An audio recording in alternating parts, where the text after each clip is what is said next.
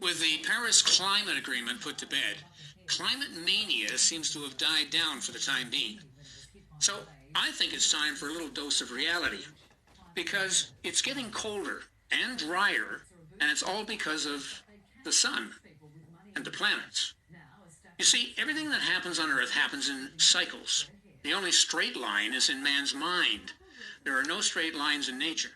Everything in nature is formed by spinning spheres or waves. So when you tell me that the temperature is going to go straight up, I become more than a little skeptical, because nothing ever goes straight up, and certainly not forever.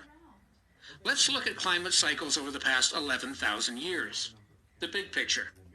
You can see on this diagram that we came out of the glacial period about 10,000 years ago. And then we had these up and down periods of warm and cold, cycles. It's like a giant sine wave. Temperature moves up and down over time on a highly predictable schedule.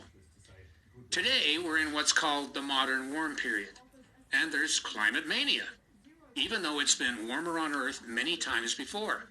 In fact, the trend line shows it's gradually getting cooler because the sun is cooling. Nobody disputes that. Well, no astrophysicists at any rate. The next cold period is signified by the dark blue blob right below climate mania. It's starting now. But how do we know all this?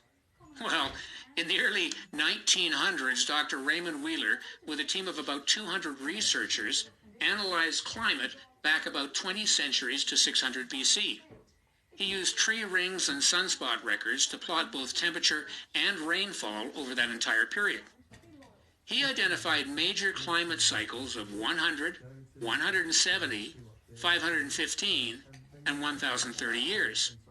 Now, he predicted extreme weather at about the year 2000, followed by a turn colder and a long-term drought.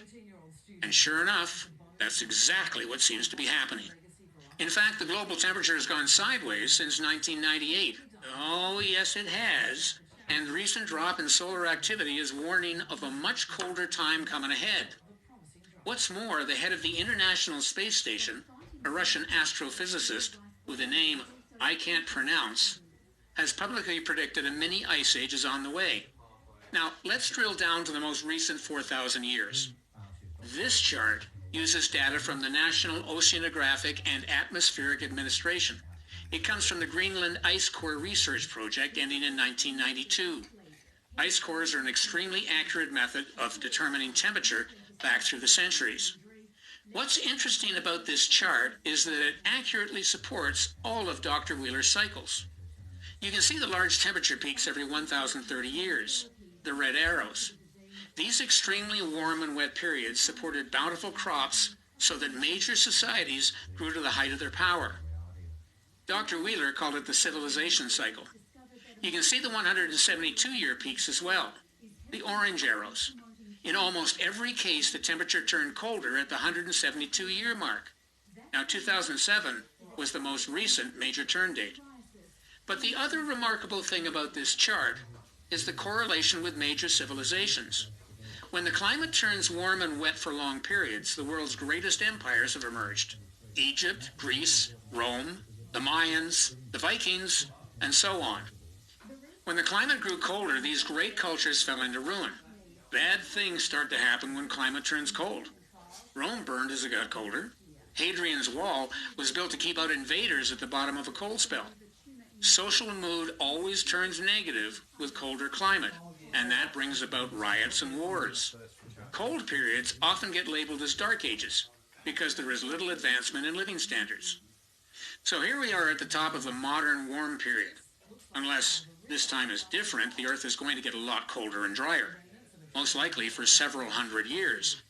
We'll also see a major financial collapse. Yeah, that's one of the great features of the 172-year cycle. It's happened throughout history like clockwork. So, we've spent billions of dollars on this climate mania for nothing, really. We had this information more than a century ago. The sun and the planets are the main drivers of climate change on our tiny little planet. We know that. We can't change Mother Nature. It's going to get colder and drier. There's no question about that. You see, history repeats over and over and over again. So if you want to know the future, you look at the past. But of course, nobody does that. They'd much rather program computers to try to simulate what they think is man-made warming. Meanwhile, just when we're going to need more energy and warmth, we have politicians trying to tax it out of existence and shut down coal plants. If we paid attention to cycles and history, maybe we could plan for the tough times every 172 years.